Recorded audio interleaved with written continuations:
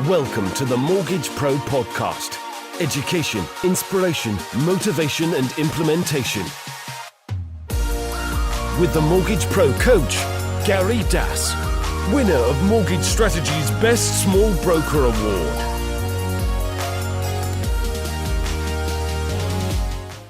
Welcome to another episode of the Mortgage Pro Podcast. Today we are joined by the one and only Mr. Rob Moore. So I don't like to do kind of a big intro, so I like to do this as a bit of a conversation. So I don't want to do much of a big intro for Rob, but perhaps you can tell us, who is Rob Moore? Rob Moore doesn't really know who he is.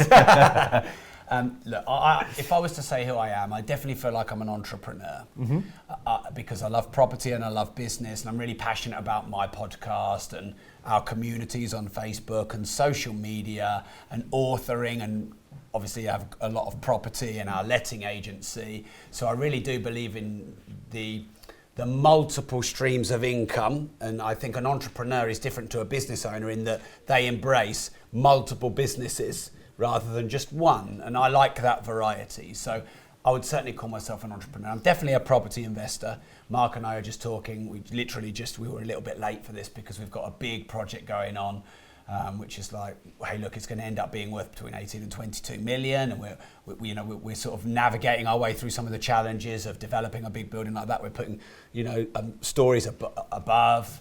But actually, I used to be an artist back in 2005. And from probably age 18 to 25, 26, taking me to 2005, I knew I wanted to be an entrepreneur because my dad had raised me that way. And I knew I wanted to work for myself, and I really felt like I had a lot to give. But I was just getting a bit lost. I was struggling. I tried a bit of architecture, didn't really work. I tried to run my mum and dad's pub for a couple of years, didn't really work. Tried being an artist. I liked doing the art, but I wasn't very good at the selling of it. But then I met my business partner, Mark Homer, by chance at a property meeting, because my gallery owner had just said, oh, you should go and get into property. Because in 05, 06, everyone was getting into property. You could do, you didn't need any money. But I always thought, well, I've never done property. I haven't got any experience. I haven't got any money. I didn't have much confidence. So I just hid behind my paintings, really. And I met Mark at the first ever property networking event. And he's obviously the co-founder of Progressive with myself. And he had already got some property experience. He'd also made some mistakes, so he shielded them from me. He sort of was a little bit of a mentor, even though we were partners, because he was further ahead than me. And that was where my passion for property was born. And we've bought hundreds of properties, and we package hundreds of properties, and we own and co-own and manage hundreds of properties. We're doing big developments. And of course, my passion has been in building Progressive Property, the training business, which is the UK's largest property training company, and I believe the most personal. Obviously really important to me, family, but really, because you're saying who's Rob Moore, what passions, what hobbies? None, just business, entrepreneurship. I like listening to vinyl, and I like Alexander McQueen clothes, and that's about it. Nice. So that was kind of answered two questions in one, because I was going to say take us back to the beginning and bring us to now, but you've kind of done that anyway. So obviously you've been my mentor for the last 6 months anyway, so I know you a little bit behind the scenes. But one of the things that always strikes me, you said last year you were going to have your biggest year. Yeah, we did. And you did. So what's your biggest driver in going for that? Is it the fear of success, or is it the fear of failure? Is it, what actually motivates you? Is it external validation that you're looking for? Money, team? What drives you? Okay, so I can answer two questions there. I can pack up the first answer and then answer the second question. So essentially giving you the timeline of Progressive Property start to finish in let me try and do it in 2 minutes radio edit, is Mark and I were both doing other things. I was struggling, but Mark's more of a secure guy, so he was succeeding. We met. We got a job in a property company for about a year, and we sort of learned on the job. And that was good because we had the security of a salary, and we learned on the job. Now that job was a property deal sourcing company. So we learned to deal source. But on the side, in that year, we bought 20 properties for ourselves. Now, there was no contract with this company which said we couldn't, so we did. But our boss found out, and he got a bit upset. So we probably sold 50, 60 deals for this company, and then we bought 20 for ourselves. We set up Progressive Property 1 year later, and then we bought another 30 properties for ourselves, just literally buying property for Rob and Mark.com. And then we thought, you know what, we want to scale up the business, we want to make more money. Property is a bit of a slow burn, good be being realistic about that, even though it's great for wealth, it doesn't happen overnight. So then we started a deal packaging business. We actually used to do it in packages of a few properties, more like a portfolio, a mini portfolio. And we did that for 2 or 3 years, and we were buying ourselves as well, and we were portfolio building for others. Now that business model was pretty good, and it was a good part of our journey, but we knew long term we wanted to just be buying for ourselves. And it wasn't really that scalable because you have to really create great service, and we wanted to scale. So we just kept that business going steadily. And then we started Progressive Property, the training business, which was probably 2008. We did our first event, I would say. And then that obviously has grown to the UK's largest property training company. I wrote the first book with Mark in 2008, so that's where we're going. And 2009, we've probably got 6 or 8 staff, and now we've got 85 if you include the letting agency, give or take, not including outsourcers. We've got a lot of them. And then in about 2010, we got the opportunity to buy a failing personal development company. So one of my public speaking mentors in my early years always used to say, Rob, the skill set without the mindset will leave you upset. He's an American, they always have the rhymes. And I'm a big believer that mindset is really important. Yeah. And I've done a lot of personal development. I've done a lot of courses, masterminds. I've got mentors, a lot over the decade or two. And that's been actually probably where most of my transformation has come from. So I had actually done a lot of courses with a company, and when the recession happened, they went into some struggle. And we bought the company. It was virtually no money down, Gary. We paid a few token low thousands, but that was it. And then we built that company back up. That's Progressive Success today. It was Unlimited Success, and we just rebranded last year. So we also have a personal development training company. Then, of course, YouTube, Facebook group, supporters, stars, podcasts, that's all sort of spun off because I'm an entrepreneur. So that's kind of joining the dots of the then journey to the now. Yeah. Moving forward, we're going global. So we've got 7 countries we're likely to do events in this year. And I want to just cement Progressive Property. There's been a bit of disruption in the training industry with a few things that have gone on.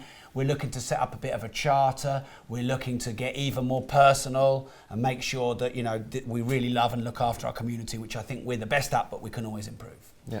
Then you said, what drives me, what motivates me, why am I doing this? Is it fear of success? No, I don't fear success. I know that with success comes challenge. Mark and I are having some of our biggest challenges in our business right now, but that's because of the scale and the size, and I accept that comes with it. So I don't fear success. I do fear failure. Yeah. And I would certainly say, I would probably say maybe I'm driven 1/3 by the fear of failure. I don't think it's a bad thing to be driven by a fear of failure because it pushes you away from failure. What you just want to make sure a lot of people do is they fear failure, they get near failing, they suddenly motivate themselves, but as soon as they get slightly away from failure, they relax. And so the reason I know I'm not fully driven by fear of failure is I never relax. So even when I'm successful, I could just, if I had no fear, I would relax if the fear of failure was strong because I was successful. But I'm always, for me, I'm passionate about being an entrepreneur. I'm passionate about being a property investor. So I'd say there's the passion element, small amount of fear of failure. But for me, really, it is a drive, a hunger, a need, and a hole for making a difference and being recognized and being respected and doing something worthy and being noticed and being admired and being present and being part of the dialogue. And some of that, I've done podcasts on the therapy sessions I've had, which you probably know. Some of that comes from when I was young and I felt like I didn't maybe get noticed. And so I'm still looking for that. That's why when I've written 14 books, I'm writing 15. Number 15 is about to come out in a few months, called Opportunity. We're writing number 16 and I'm planning with my outsourcer number 17 and 18. In theory, you could finish your books when you've done 2 or 3. But for me, the void is never full. And I'm okay with that, because some people are like, oh, well, Rob, when does it ever end? And surely that's a soulless, endless pursuit for it to never be full. But is that not the meaning of life, to continue to grow? And that actually, for me, is the opposite. It's really exciting. Because if I thought, oh, this is my last book ever, and then you will be done at age 41, that would actually be really scary to me. Yeah. Oh, Rob, this is your last property ever, because then you're done. Because financial freedom for me is not working for money. It's choosing what I do with my time. Yeah. And that's really different, because I choose to do this, I choose to do public speaking gigs, I'm doing an event over there. So I actually, when I have got the financial freedom, it becomes choice. And I think that's what a lot of people are looking for, choice. But my choice was never do nothing, go on holiday. Now, if someone else wants to do that, cool. That's just not me because, like I said earlier, I'm an entrepreneur. Yeah. So you're not chasing money. I am. Yeah. So is enough going to ever be enough in the sense of money then, do you think? No, it'll never be enough money. But it'll never be enough books, and it'll never be enough podcasts, and it'll never be enough success, and it'll never be enough reach, and it'll never be enough community, and it'll never be enough downloads.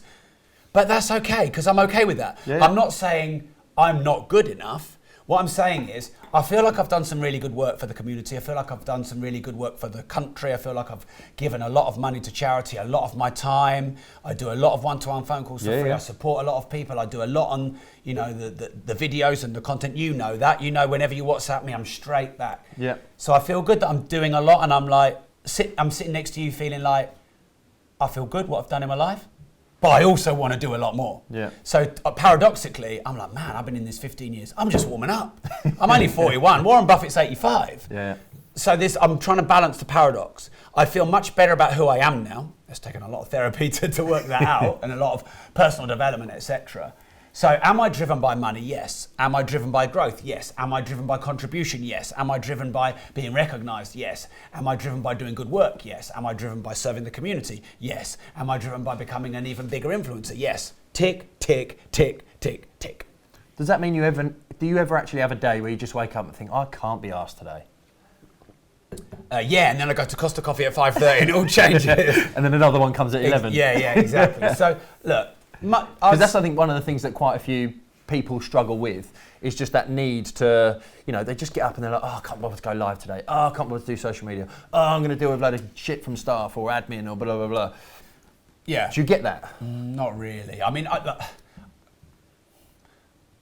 one day this year was actually just about a week ago. I had so many things it felt like I was getting shot at me that I had a public speaking gig and I was like, today it would just be good if I could go and hide in my living room and put my vinyl on and listen to my hi-fi, and that's all I want to do.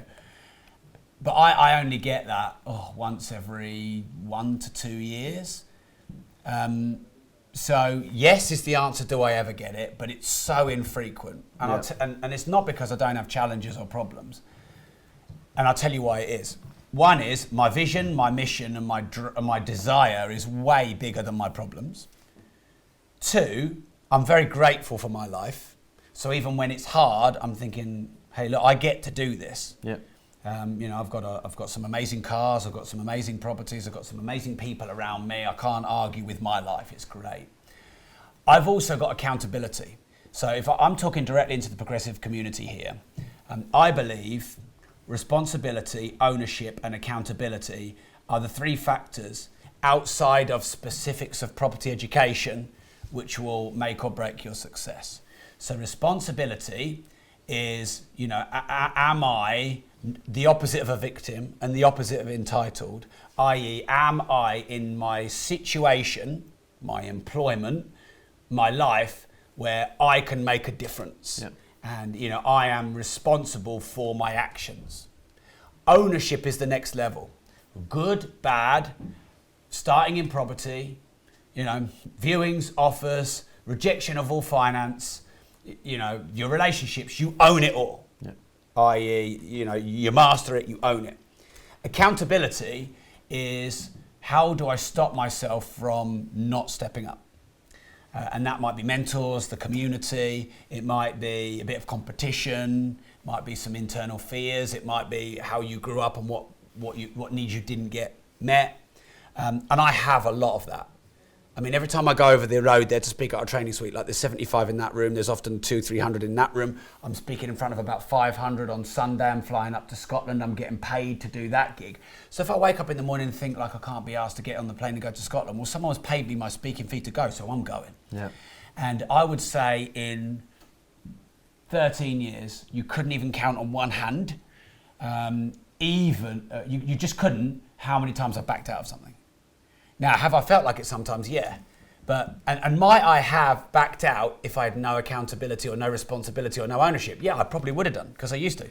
But now I can't. I've got too many people relying on me. I've got too many people in the team. I've got too much to lose, which, by the way, I like. Now, so many people are scared of that. They're looking for financial freedom, which means I'm not responsible to everyone. No one's my boss, blah, blah, blah.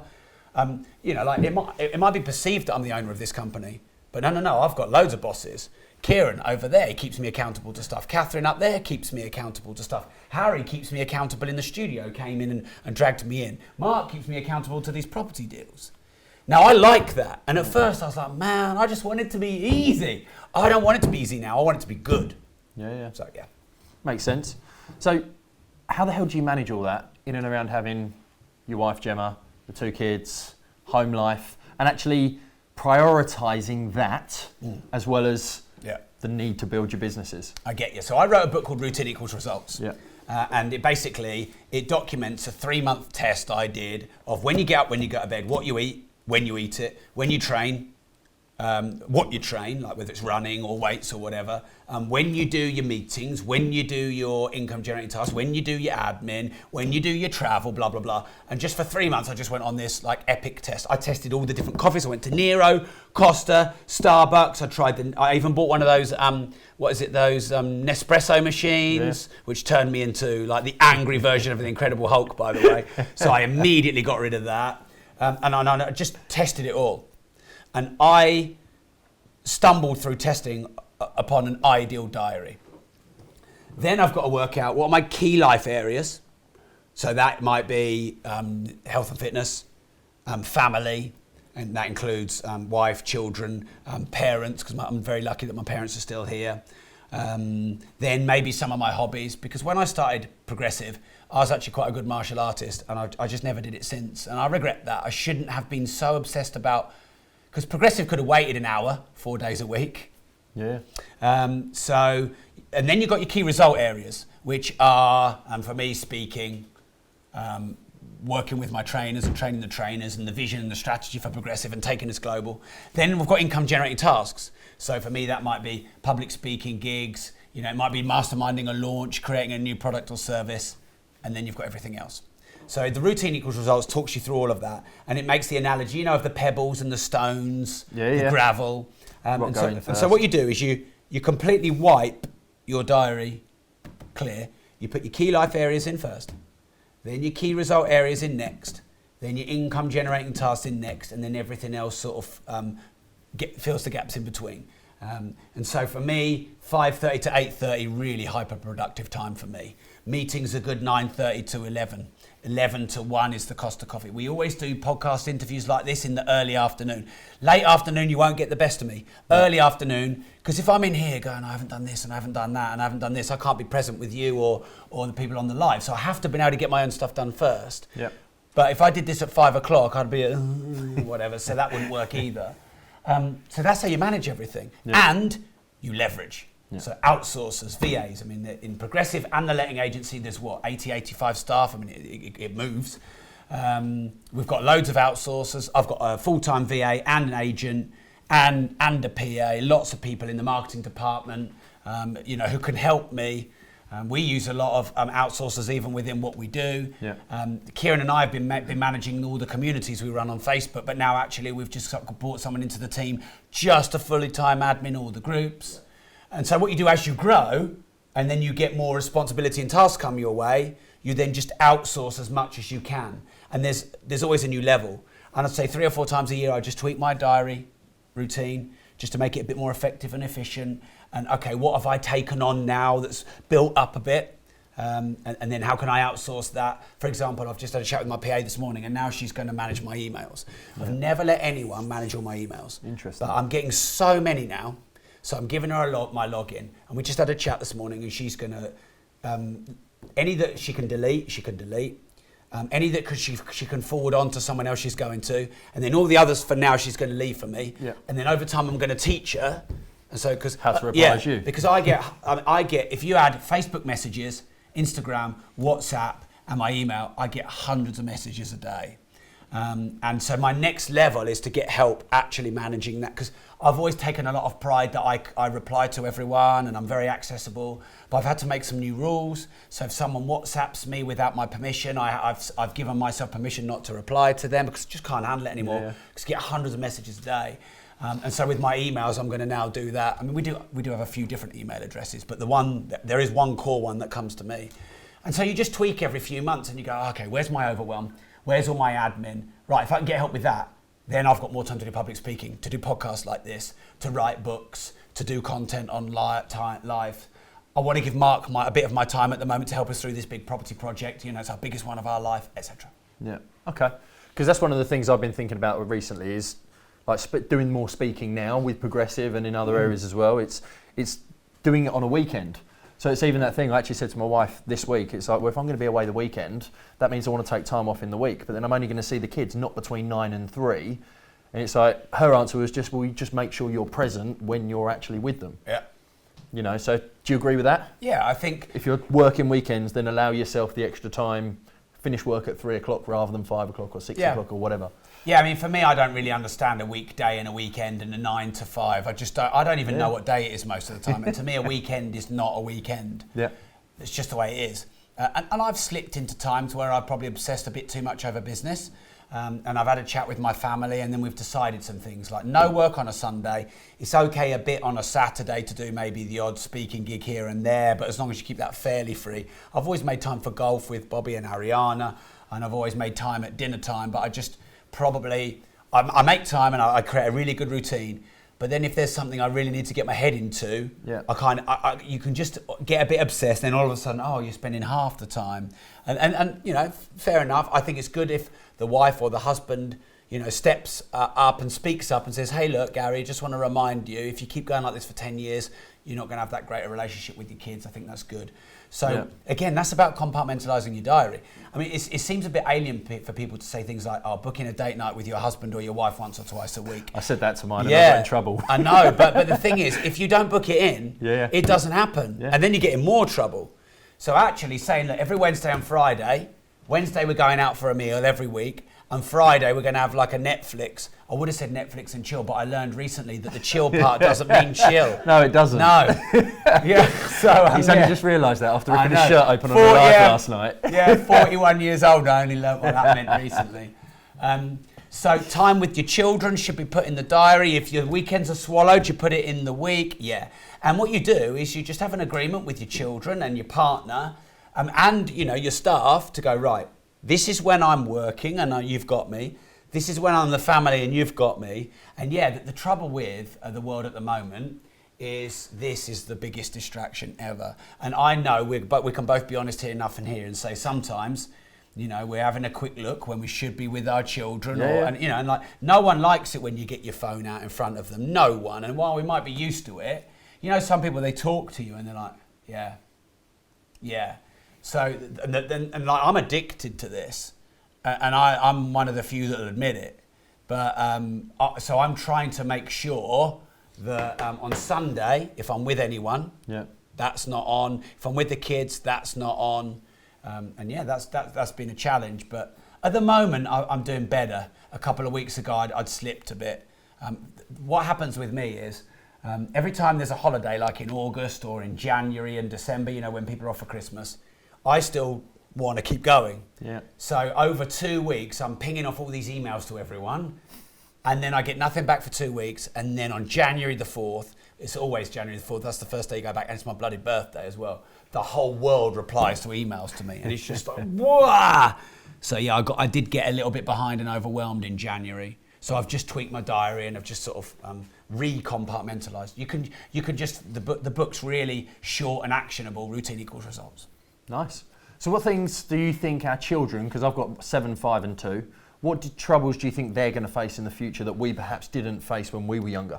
Well, we should have talked about your troubles 8 years ago before you decided to have 3 children, you nutter. 3 children, you nutter. 2 girls and a boy, so I'm stopping now. Now I've got the boy. The third had to happen. Girl, boy. Yeah. All right, well, that all makes sense. Exactly. Look. The crazy thing is my wife would go for a 4th, and I'm like, really? No. Wow. 7 years younger than me, so it's not going to happen. No. Don't watch this. Don't watch this, wife. Don't listen to this. Yeah. Look, I'm getting asked a lot more about parenting, and I feel, I'm just being honest with you, I feel a little bit uncomfortable. Ask me about property and business, and I feel like I've got 15 years of experience. Raising children, I've only got 8 years experience. And I just want to honour the fact that we're all just trying to figure it out. And I certainly don't see myself as I don't see myself as a guru in any way. I listen to a lot of books on parenting. My wife does even more, and so I probably take more of a lead from my wife. because, like she is ultimately managing that because she's, looking all the after the time. home and raising the children with them all the time. Exactly right.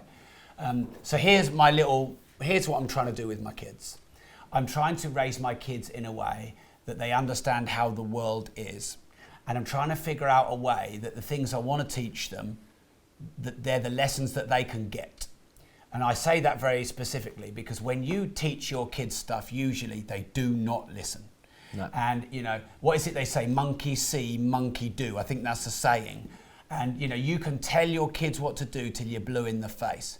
Now, I'll give you an example. I am sometimes a bit free with my language, as you'll know, and I'm trying to be very respectful on a Mortgage Pro podcast. But you could, for 3 years, be the cleanest linguistic guru, and then one day just say, fuck, and then your kids are just going to say fuck for the next 15 years. And you make one little mistake, and they are on you. And what does that mean? Yeah, exactly. Well, they just say it. And I have this thing, because my mum and dad always had pubs, and my dad always used to pick food off the carvery. And if I left food, he'd pick it off. So I've always had this, and I went to private school where you had to nick everyone's food, otherwise you didn't eat enough. And so I have this bit of a thing where if the kids have finished, but they've not finished their food, I will finish it. That's what happens being raised in Peterborough. You never know where your next meal is. I do that just because I'm fat. Well, there you go. And so I have done that a bit, and now Bobby does it. Yeah. But Bobby says, well, you did it, Daddy. And it's just straight back in your face. Yeah, so what I'm trying to do with my children is tell them less and show them more. Interesting. And I'm trying to show them. Like, I know I'm flawed. So I know in certain areas they're going to pick up some bad habits from me, but that's life. But I'm trying to show them, maybe a work ethic, maybe a creative entrepreneurial mind, the ability to solve problems, to be positive, to react to situations professionally, to be passionate and excited about what you do. And I'm trying to show them that, not tell them that. Yeah. So I guess I'm trying to be a role model, but no one is perfect. And, I do beat myself up from time to time that I think, oh man, I made a mistake there. The next thing is I want to get them around good people. So if I put them into a good school and there's good parents and, I could get them like a godfather, or, my business partner Mark could spend some time with Bobby, which he has in the past. Bobby listens to his golf coach, Bobby listens to Mark, Bobby listens to a godfather because it's not his dad. Yeah. So anything I need them to teach them, I will try and feed through them. The next thing is they need to see the realities of the world, the ups and the downs, the good and the bad. And at the moment, Bobby walks into my garage and there's a Lamborghini Aventador and a Ferrari Testarossa sat there, and they haven't even been driven much in the last few months. And that's not how the world is. That's how my world is. Yeah. So I've got to put him through some challenge sometimes. I want to send him away on a few camps. And I'm only saying Bobby, not just Ariana, because Ariana's a bit younger and she's got this to come. Unconditional love, I think, is really important. And we do well with most of the time with that. Occasionally, I've probably given some conditional love just because I've tried to motivate him when we don't want to do that, because I want them to know that we love them regardless, and to give them some healthy balance. That's what I'm trying to do, really. Yeah. No, nice. Yeah, it's one of those things. I think it is a fine balance. Like, you constantly want to keep pushing your kids, but equally, you don't want them to become attached to the result every single time. You just want to make sure that actually they do the best and they try their hardest, but they try and push for first place. Yeah. That's the biggest juggle. I think it depends who you are, who your partner is, and who they are. So it's funny because in a family dynamic, a parent is imposing their values upon their child. Yeah. But let's use your family as an example. What's your wife's name? Aisha. Okay, so you've got Aisha, who's got a very clear way she wants to raise your children. What are your children called? Amelie, Willow, and Hunter. Amelie, Willow, Hunter. So you've got Gary, who's trying to impose his values onto Amelie, Willow, and Hunter. Yeah. Aisha's values, you've got some similarities, but you've got a lot of differences. So Gary's values different to Aisha's values, but Hunter and Amelie and Willow all have their own values too. Yeah. So you've got 5 different sets of values. Oh yeah. That's fun. Yeah. Well, there's 2 words for that. One is a cluster. No, the word for that is a family dynamic. Yeah. And that all those your values are vital, because if you are the traditional hunter male going out and making the living, some of your values of strength, etc., you've got to instill that in traditionally the male, but now it's all, of course, non-gender specific. And all that. Yeah. But so then there's you doing that, but then your children have got their own values and they're fighting back. They're trying to find who they are. You're trying to impose who they should be. Then your wife's imposing something different, and then they're imposing on each other. And generally, the family dynamic will find its natural balance in all that tension. Like, like a 4 or 5 piece band will end up making a melody and a harmony. And sometimes people forget that. And everyone's values should be equally respected. Because I remember saying to Dr. John DeMartini, who's been one of my mentors, I remember saying, my son is, he was actually just about to be born. I can't wait to teach him stuff.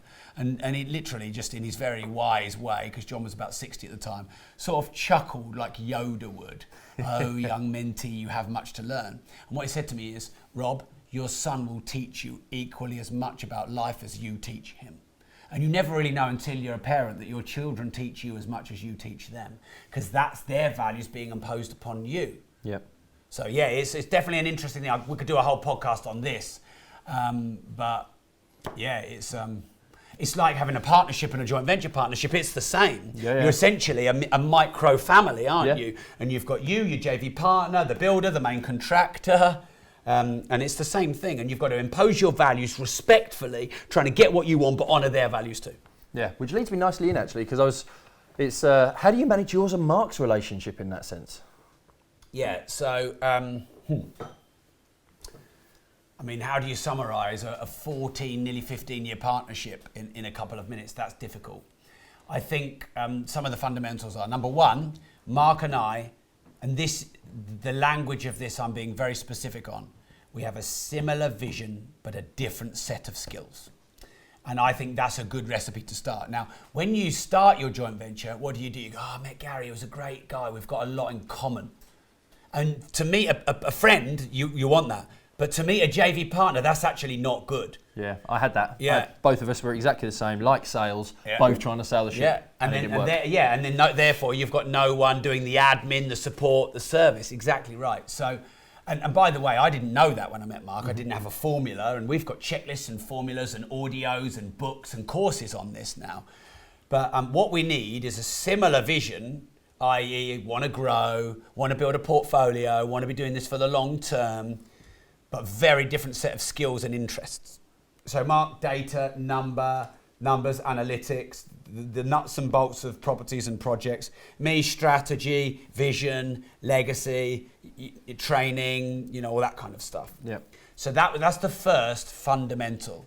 The next thing then is clearly dividing roles and responsibilities. So in the first 6 months of our JV, Mark and I were following each other around like a couple of young puppies. So we were doing all of that and none of that. We were going on viewings together, offers together, seeing estate agents together, going to see the refurb teams together, socialising in the evenings together. We were doing it all together. And two things that went wrong with that. One is, well, if we're both doing all of that, no one's doing any of that. Yeah. And then two, it's too much and you end up a bit clashing. So after 6 months, we had a little bit of a mini clash. I had a little bit of a go at Mark for turning up late, and he was like, I turn up late because I don't want to bloody be here. And we had a little bit of a moment, and we allowed that to happen. And then we sat down and we went, right, Rob, Mark, what does Rob do? Rob does a website, branding, writes the books, builds the training business, the marketing, the strategy, runs the board meeting, What does Mark do? Refurbs, finances, KPIs, property purchases, lending, And there was a couple of things that neither of us wanted to do, and there's a couple of things that both of us wanted to do. And we negotiated them out. And we've lived by that ever since, and that's been really good. The third thing then is getting to know your business partner, your joint venture partner, and managing conflict. Mm-hmm. Now, in the early years, the conflict will leak out because one of you will get emotional and you'll lose your emotional control. And then hopefully over the years, like I can look at Mark now and I can see immediately in his face or immediately in his body language what's going on in his head. And I've got staff and team members and partners who I can do that to them and they can do that to me. Mm-hmm. And I don't love conflict, but I'm not scared of it either. But I don't want to cause conflict where it's not unnecessary. And what I don't want to do, let's say we're having a discussion and I'm a bit emotional, I don't want to take that out on you. Yep. If you're my partner, and this is one of the things I think is quite sad about the world. Removing emotion exactly. from it, isn't it? It's emotional control. And then I talk a lot about, Mark and I have meetings in his office a lot and we're like, man, the big thing about business is managing your emotions. It's the big thing because they're getting stoked and picked all the time. But if we're having a discussion, and I'm emotional and I take that on you, well, you're my business partner. Yep. So that's not fair. And one of the things I do think is sad in the world is we often lash out at the people who are close to us. Like, people don't lash out to strangers. They don't lash out to people they don't know. They don't dare. But they lash out to their husband or their wife or their children or their business partner. And that seems wrong. It seems, oi, wanger, driving, take it out on you. I don't even know you, now bugger off. And then save all your nice stuff for your business partner, your wife, your MD. But it's the other way round. Yeah. And that seems a bit strange. So what I try to do with Mark, and I'm not always perfect at this, because I'm a very emotional guy. So for me, anytime I have to manage my emotions every day. And every day I put my head down on the pillow and I go, at least 15 or 20 times, my emotions were bubbling and I kept my cool. And I've learned that. And being in a partnership and a relationship teaches you that. Because if you don't control them, you lose your partnership, you lose your relationship, and you lose your business. So with Mark, if I can see he's emotional, I try and back off and let him feel that and express that. And then afterwards, he's always grateful for me to do that. And I try not to dump my emotions onto him when he's like that, and vice versa. So it's just reading it and learning how to communicate with them. And learning when to communicate with them. When to shut up, when to not shout. Exactly. Yeah. If you've got something to say, when do you say it? Probably not now. So yeah, there's some of the things in managing them. Now, some of these things I hear a lot in the property world is, oh, my JV partner, they're not doing this, and this. They're letting me down. They're not doing what they're supposed to be doing. Take a look at yourself first. Mm-hmm. Be the change you want to see. Yeah. Nice. And what's the hardest thing that you guys have actually been through and actually overcome? Biggest challenge, biggest pain? We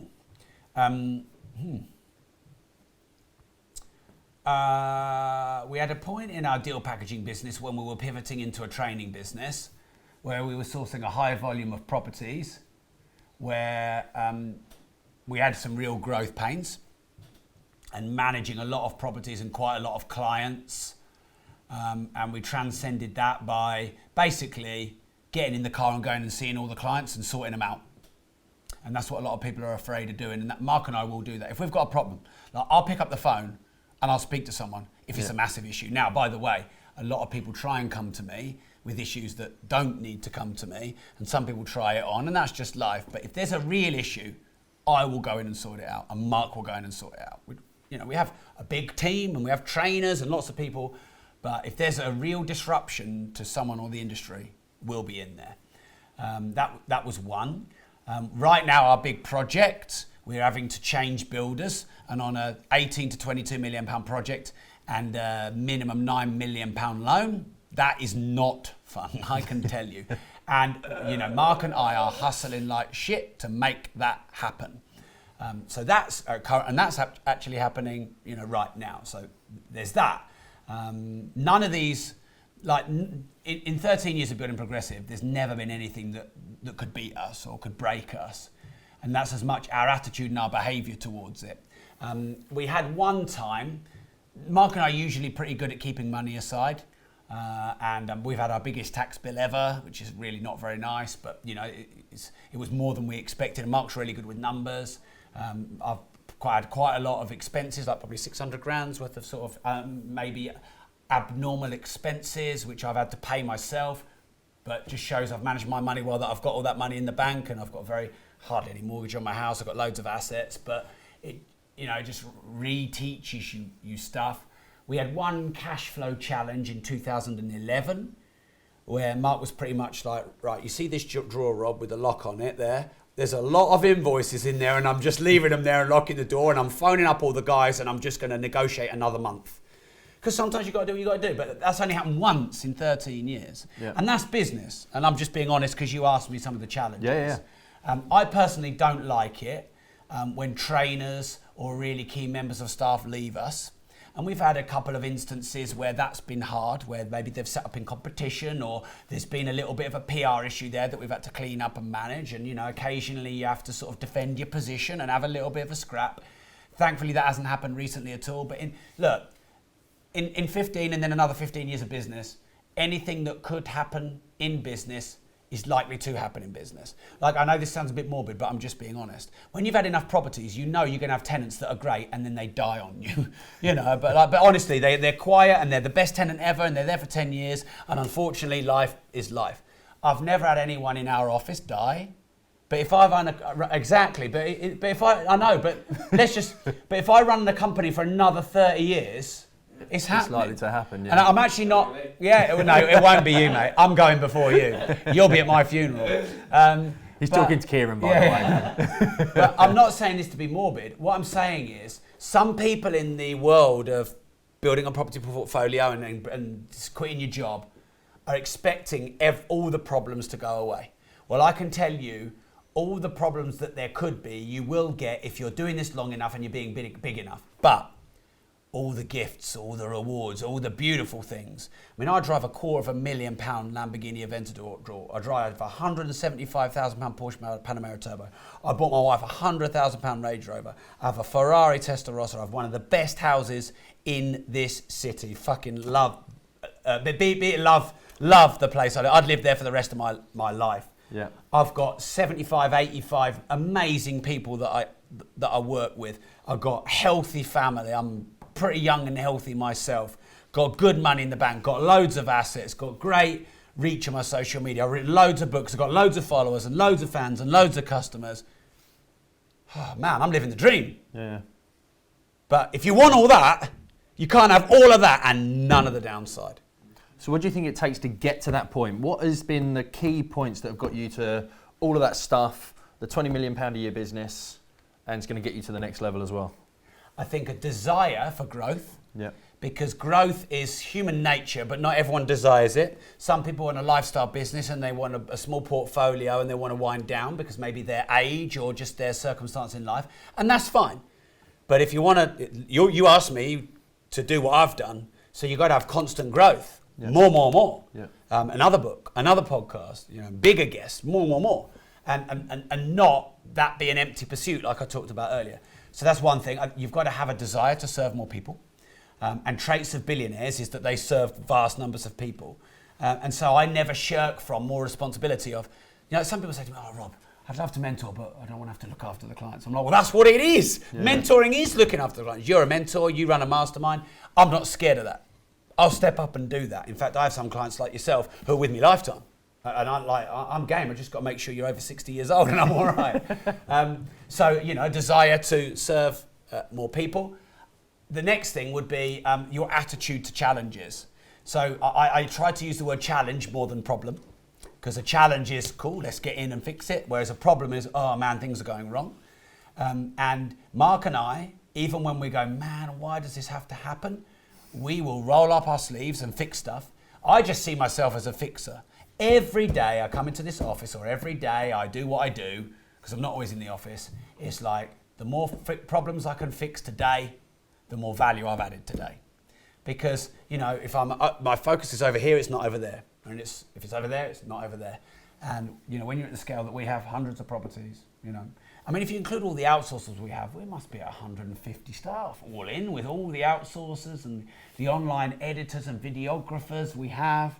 So what's been the thing? A lot of people that are getting their mortgage paid thanks to working with us. And a lot of people are like, oh, that was so scary. I actually feel really privileged, because there's 150 people that are getting their mortgage paid, and they're feeding their children and they're doing their hobbies thanks to Progressive Property, our employment. That makes me feel really proud. And what is it that if you could tell something to your younger self kind of thing, because you've obviously learned a lot now, but you didn't have the knowledge back then that you've got now. So taking yourself on that journey. Stop drinking and chasing women and focus on your business, for God's sake. It took me 26 years to realise that. Kieran's writing those notes down. He's got to stop going on Channel 4 programmes. That's what he's got to stop doing. But it's one of those things. I'm at the stage now. What's my age of my younger self that we're doing this? I suppose let's say 26. Or when did you start the business? Because you're 3 years older than me. So if you go back 13 years, then you would have been 29 at the start of Progressive? We started the Progressive Jan 2007. It was incorporated, but I was planning it in 06. Yeah. To give you context, I'm at the stage now where I feel like I could go big. I've worked on infrastructure, I've got systems, all that kind of stuff. Yeah. So it's that kind of thing. At the stage of that journey, knowing what you know now, in order to get to 20 million, what is it in terms of, you said leverage already is obviously a big one, but what other skills do you think make that difference to get to that? So definitely partnerships. Yeah. Like the reason we are where we are is because my partnership with Mark, my partnership with our MD, my partnership with Kieran, my partnership with a lot of other people who promote progressive, all of our ambassadors that promote progressive, the partnerships I have with people who put me on their stages and let me speak to their audiences, the partnerships you have with your refurb team, your contracts manager, all of that. Arnold Schwarzenegger says, no one is self-made. No, I agree with From that. someone who is probably the most self-made, if you're going to define it. And what it means by that is, like, if you imagine a film that Arnie's been in, you need a great caster, because Arnie is only one actor. Yeah. And you need a great editor, and you need a great director. Scriptwriter. Script writer, exactly. So all those moving parts have got to be perfect to have a great film. And some people are like, well, why did Tom Cruise do that shit film? Well, he didn't mean to. He just maybe didn't have all the other people around him that enabled him to make a great film. So, and I think property is the same and business is the same. Who is your caster? Who is your scriptwriter? Who is your editor? Who is your director? Because you are a cog in the wheel. Whereas a lot of people see business and property as, well, I'm the entrepreneur and I am the top of the tree and I am the captain of the ship. No, you're just one of the members. So how do you choose great partners? How do you know they're the right ones that you're going to build the business with to go to that next level? Similar vision, different skills. If I could sum it up. Yeah. Yeah. Like all the people in Progressive who want to be here and want to stay here are buying into the culture and the vision of Progressive and what we're about. Yeah.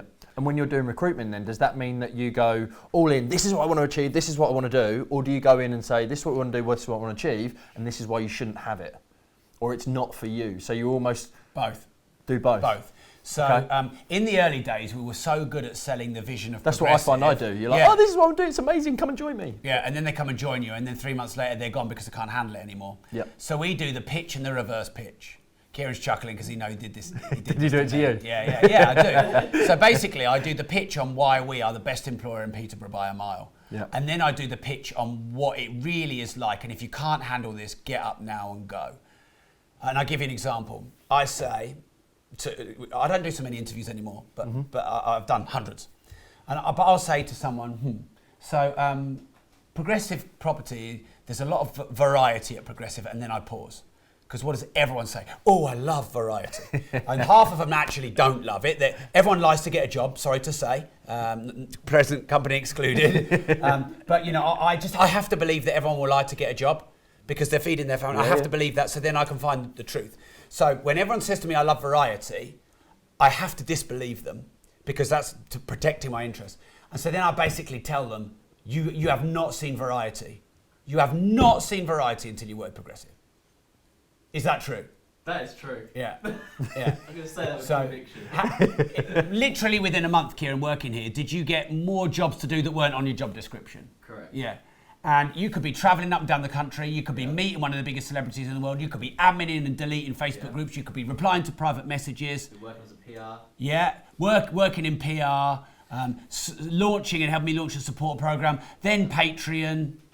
And that was told to you before Coming you joined? to me with my speaking gigs. No, half of it didn't even exist in his job. But I mean, you told Kieran that there's going to be a load of stuff that he's not going to get, is what I mean. I basically told Kieran and anyone else, you have not seen variety until you work here. Here's a piece of paper, we're going to give you everything that's not on it. Yeah, maybe. That's maybe what we should do. That's what you should do. So, and also, our culture. Yeah. So, people can come up to me and talk to me directly in the office, and people can come up to me and have a debate and an argument with me in the office, and they can approach me walking around. It's really noisy, buzzy atmosphere in there.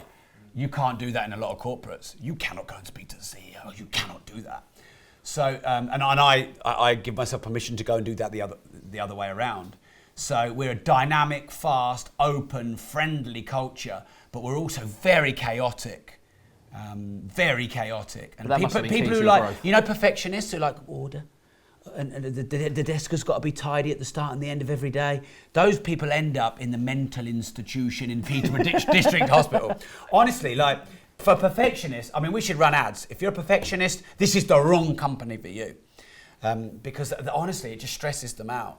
So we are perfect for the right kind of person, and we are totally wrong. So I basically just say, if you're not this, this, and this, and this, go and work for a corporate.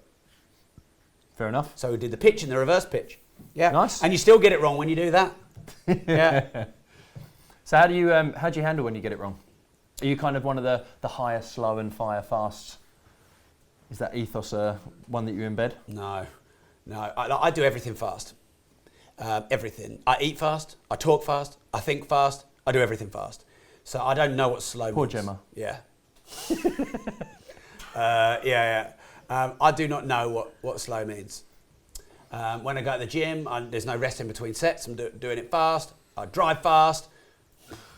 So, So I'm just being honest with you. I'm not saying that that's right. I'm saying that that's me. I'm always a couple of steps ahead of the people that work with me. I'd love to meet my match one day.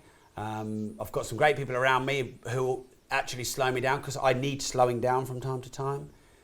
What was the question? No, that's enough. Yeah, no, what was the question? Remind me of the question. I can't remember myself Slow now. to hire. Yes. Slow to hire, quick to fire. Correct. So, look, okay, I need to sort of change the question. I have a mantra, I suppose, which I live by. And I wrote a book with the same title, and it's called Start Now, Get Perfect Later.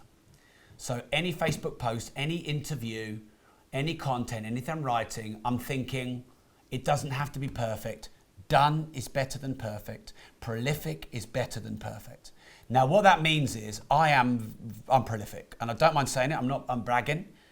I mean, who else has written 15 books in our industry? Who else has done 461 podcast episodes on their first podcast? But I have another podcast which I've done 100 episodes on. Yep. You know, like I've put a lot of work out there.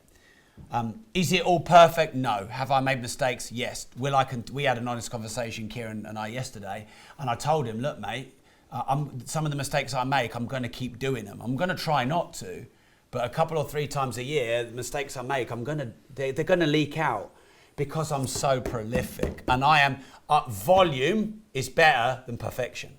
Now, if I was an airline pilot, I'd have to think differently, and I'd have to be more perfect than prolific, wouldn't I? You couldn't start now and get perfect later, exactly, or a surgeon or something like that. But my job, being an entrepreneur and creating and starting and driving and taking this team and dragging them along and building the portfolio and creating the energy in the community and getting everyone going, prolific over perfect. Done rather than perfect, start now, get perfect later, that works.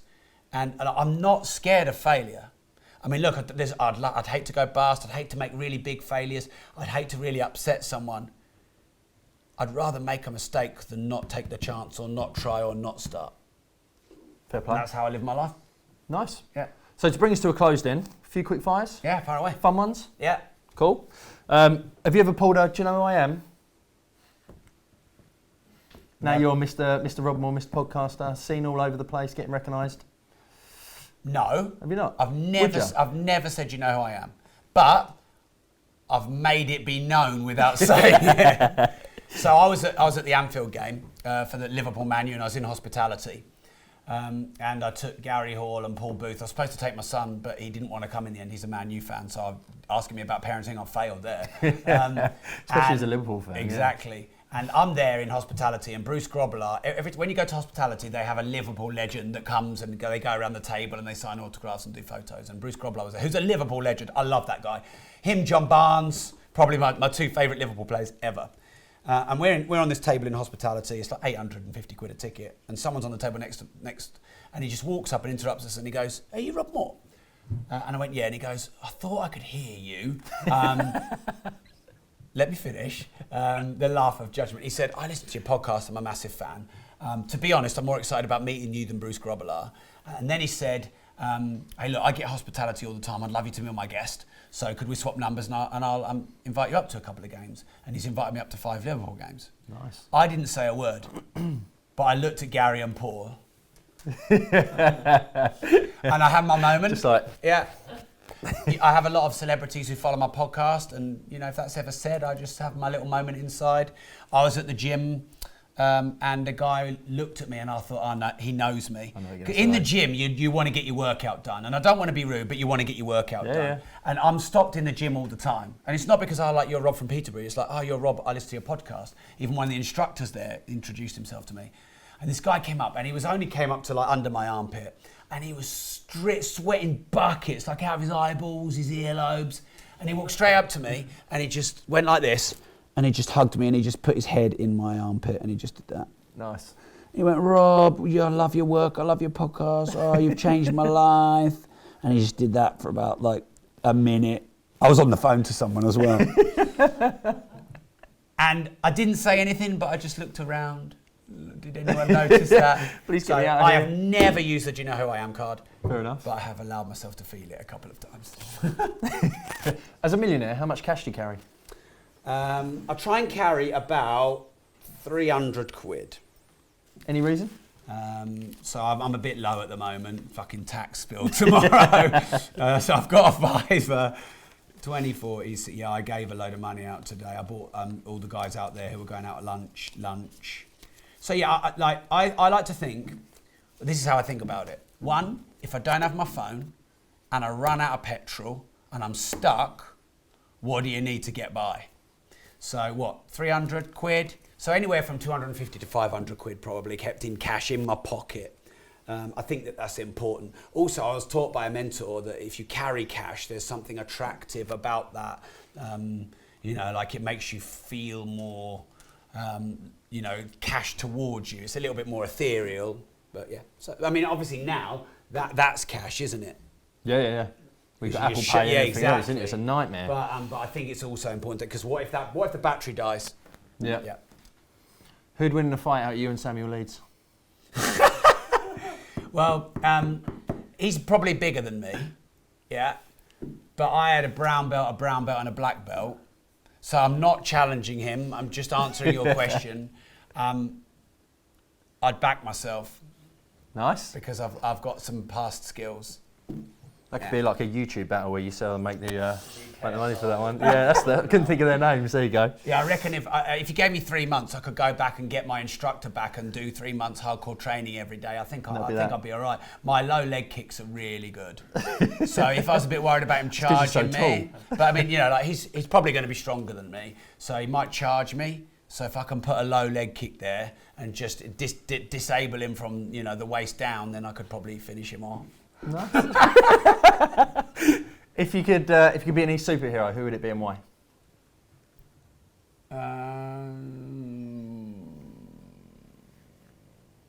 It's a tough one, isn't it? Oh, we've done this one in the office. It is a tough one.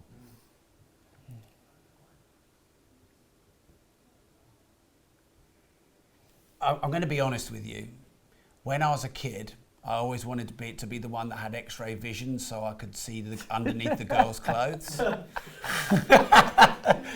So I was trying to think of all the superheroes, who had X-ray Ant-Man, all these, but I can't help going back to the X-ray vision one. So that would be my stupid answer. Look, Superman. At the end of the day, he helps a lot of people, which is cool. Superman can pretty much do anything. He can pull off wearing a set of briefs. He's got yeah, exactly. He's got the laser. He's got the strength. He can see through stuff. So he's the all-rounded guy, isn't he? So I'd probably say. I mean, it's a bit of a boring answer. So one with X-ray vision and then Superman. Give him. Well, he's got X-ray vision, isn't he? He can see through stuff. Right, there you go then. Superman all over them, just for that one reason. And he can fly. He can fly, yeah. Nice. I think that people have asked me what animal would you be if you could choose, and I'd be an eagle. Because eagle's top of the food chain, but imagine being able to fly and see the world from up there, that one. So yeah, you've got to pick a superhero who can fly, haven't you? I mean, you've got to have that in your locker. Yeah. Final one, tell us something nobody knows about you, or you've not shared before.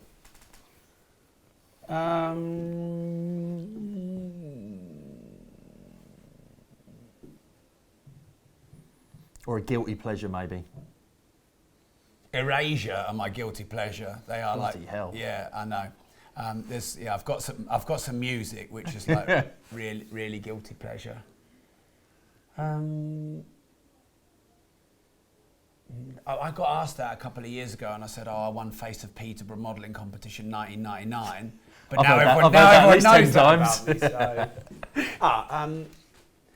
When I was 17, I was in a nightclub with a couple of friends and I had this chronic chest pain, and they ended up calling an ambulance, and my appendix burst on the way to the hospital, which is called peritonitis.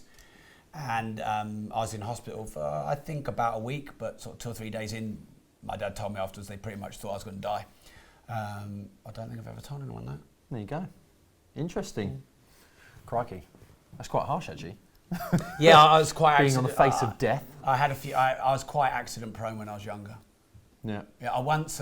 My dad always used to tell me we had a big long garden, and I was just getting good at golf at that age. Let's say I'm 9 or 10. Yeah. And son, you can play golf in the garden, but always hit the ball away from the house. I kicked a football in the back of the obviously, house. Yeah, I didn't reason. learn that lesson. And I used to go to the back and hit it down because there was a couple of steps and it was better.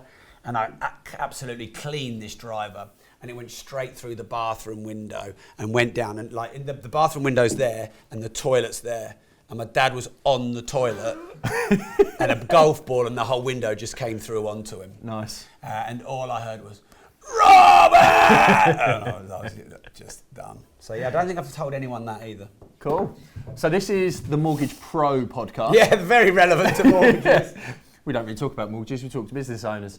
And it's the reason why I came up with Pro is because it's persevering, leads to results, creates opportunity. Love it. So in that sense, what is Pro to you, or how would you define Pro, or why should people become Pro, or a combination of all? I think if I were to use 3 words, they're not as elegant as yours and they don't spell a word. But I would say responsibility, ownership, accountability. That could almost be Pro if we could change one of those. So yeah, I think it means owning your life, being fully responsible for everything that you do, and then making sure that you get and stay accountable to your actions, your goals, your aims, your team, your vision. So I'd say that would be my answer for that. Perfect.